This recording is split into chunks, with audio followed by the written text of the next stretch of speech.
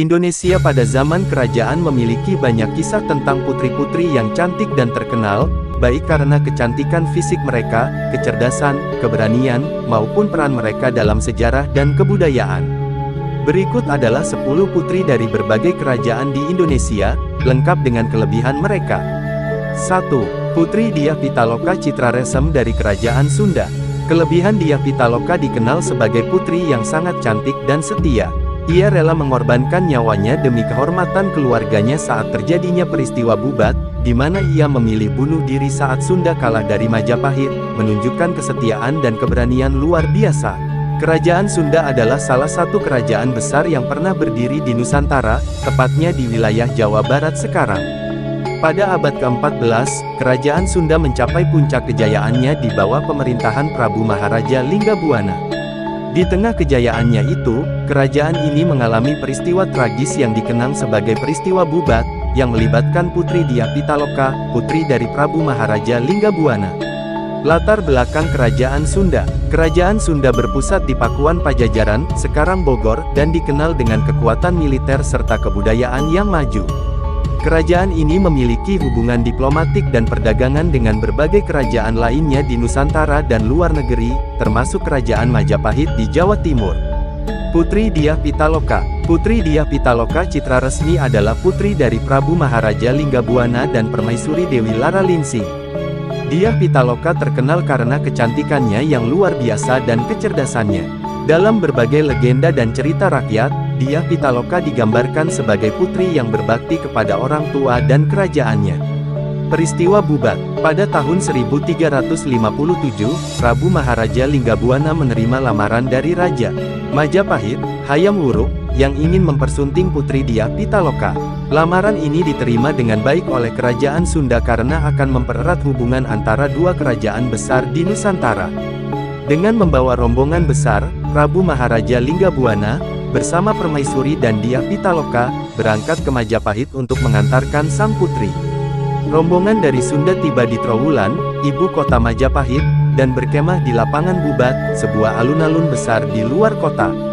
Disinilah masalah mulai muncul. Gajah Mada, Mahapati Majapahit, melihat kesempatan ini untuk menaklukkan kerajaan Sunda tanpa pertempuran besar. Ia berpendapat bahwa pernikahan tersebut bukanlah pernikahan yang setara, tetapi sebagai bentuk penyerahan kerajaan Sunda kepada Majapahit. Konflik di lapangan Bubat.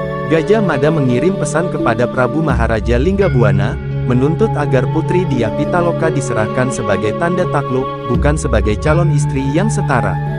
Tuntutan ini dianggap penghinaan besar oleh kerajaan Sunda.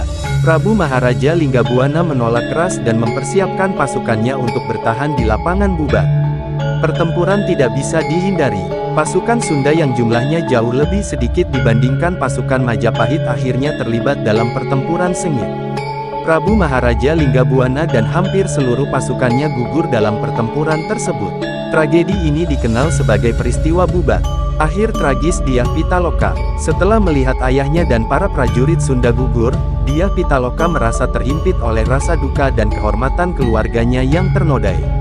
Dalam legenda, disebutkan bahwa Dyah Pitaloka kemudian melakukan bela pati, atau bunuh diri, sebagai bentuk protes terhadap penghinaan yang diterima keluarganya dan kerajaannya. Dampak dan warisan. Peristiwa Bubat meninggalkan luka mendalam dalam hubungan antara kerajaan Sunda dan Majapahit. Tragedi ini menjadi simbol keberanian dan kehormatan yang dipertahankan oleh kerajaan Sunda meskipun menghadapi kekuatan yang jauh lebih besar. Cerita Dyah Pitaloka menjadi legenda yang hidup di dalam budaya Sunda, mengajarkan tentang kehormatan, keberanian, dan pengorbanan. Kerajaan Sunda sendiri terus bertahan hingga abad ke-16 sebelum akhirnya jatuh karena tekanan dari kerajaan Banten dan Mataram. Namun, warisan budaya dan cerita kepahlawanan Dyah Pitaloka tetap abadi dalam sejarah dan folklore masyarakat Sunda. 2. Putri Sima dari Kerajaan Kalingga. Kelebihan Putri Sima terkenal karena kebijaksanaannya dan keadilan yang ditegakkannya. Di bawah pemerintahannya, Kerajaan Kalingga menjadi sangat adil dan makmur. Ia sangat tegas dalam menegakkan hukum, bahkan menjatuhkan hukuman berat kepada putranya sendiri yang melanggar hukum. Putri Sima memiliki seorang putra yang tampan dan cerdas bernama Pangeran Ananta. Pangeran Ananta sangat dicintai oleh rakyatnya karena sifatnya yang ramah dan murah hati. Ia dididik dengan baik oleh Putri Sima, yang selalu menanamkan pentingnya kejujuran, keadilan, dan tanggung jawab. Namun, dalam suatu peristiwa, Pangeran Ananta membuat sebuah kesalahan yang besar. Suatu hari, seorang pedagang dari negeri seberang datang ke Kalingga dan meninggalkan sekantong emas di tengah alun-alun sebagai ujian terhadap ketertiban dan kejujuran rakyat Kalingga. Pedagang tersebut berjanji bahwa siapapun yang menyentuh kantong emas tersebut akan mendapat hukuman berat sesuai dengan hukum kerajaan yang telah ditetapkan oleh Putri Sima. Beberapa hari berlalu, dan kantong emas itu tetap utuh di tempatnya, tidak ada seorang pun yang berani menyentuhnya. Namun, pada suatu malam, saat berjalan-jalan tanpa pengawalan, Pangeran Ananta melihat kantong emas itu dan, dalam sekejap kelemahan, ia mengambil satu koin emas dari kantong tersebut. Ia berpikir bahwa tidak akan ada yang menyadari tindakannya karena malam itu sangat gelap. Keesokan harinya, ketika pedagang tersebut memeriksa kantong emasnya, ia menemukan bahwa satu koin emas hilang. Ia segera melaporkan kejadian tersebut kepada Putri Sima. Putri Sima terkejut dan marah mendengar kabar tersebut. Ia segera memerintahkan penyelidikan untuk menemukan pelakunya. Setelah beberapa hari penyelidikan, para pengawal kerajaan menemukan bahwa pelakunya adalah Pangeran Ananta. Mereka melaporkan temuan tersebut kepada Putri Sima. Hati Putri Sima hancur mengetahui bahwa putra kesayangannya telah melanggar hukum yang ia tegakkan dengan tegas. Meskipun hatinya dipenuhi dengan kesedihan, Putri Sima tahu bahwa ia harus menegakkan hukum tanpa pandang bulu, termasuk kepada anaknya sendiri. Ia memanggil Pangeran Ananta ke istana dan bertanya langsung kepadanya tentang kejadian tersebut. Dengan air mata menetes, Pangeran Ananta mengakui kesalahannya dan meminta ampun kepada ibunya. Putri Sima, dengan suara tegas namun lembut, berkata, "Anakku, engkau telah melanggar hukum yang kita junjung tinggi. Sebagai pemimpin, aku harus memberi contoh kepada rakyat bahwa hukum berlaku untuk semua orang, termasuk keluarga kerajaan." Putri Sima kemudian memutuskan untuk memberikan hukuman yang setimpal kepada Pangeran Ananta, yaitu hukuman potong tangan sesuai dengan hukum yang berlaku di kerajaan. Meskipun ini adalah keputusan yang sangat berat, Putri Sima tahu bahwa keadilan harus ditegakkan. Seluruh kerajaan terdiam ketika mendengar keputusan ini. Rakyat Kalingga merasa sedih namun juga kagum terhadap keadilan yang ditegakkan oleh Putri Sima. Saat hari pelaksanaan hukuman tiba, Pangeran Ananta menerima hukumannya dengan lapang dada di depan rakyat Kalingga, menunjukkan penyesalannya yang mendalam. Putri Sima, meskipun hatinya hancur, berdiri teguh di samping anaknya, menunjukkan kepada semua bahwa hukum harus dihormati di atas segalanya.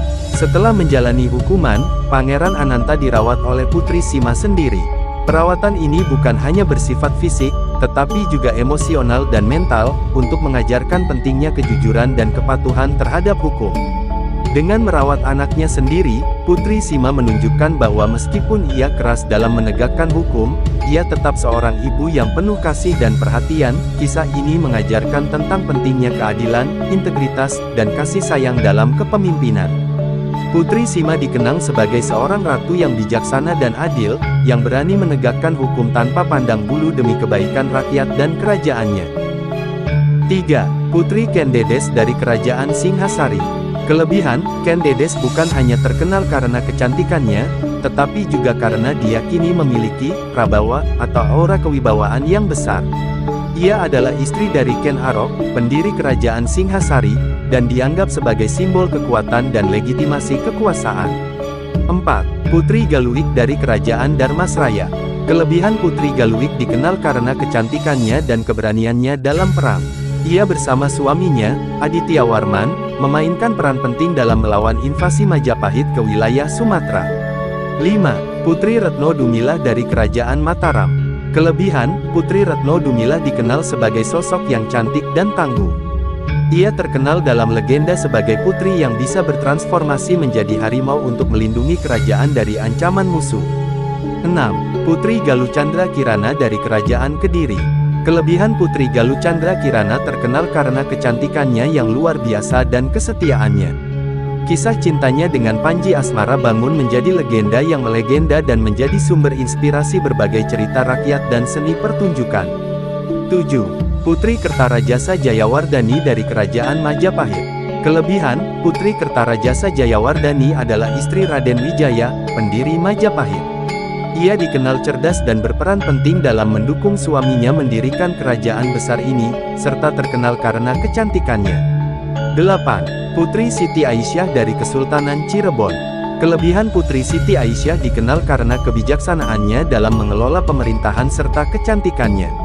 Ia adalah istri dari Sunan Gunung Jati dan berperan penting dalam menyebarkan ajaran Islam di wilayah Jawa Barat.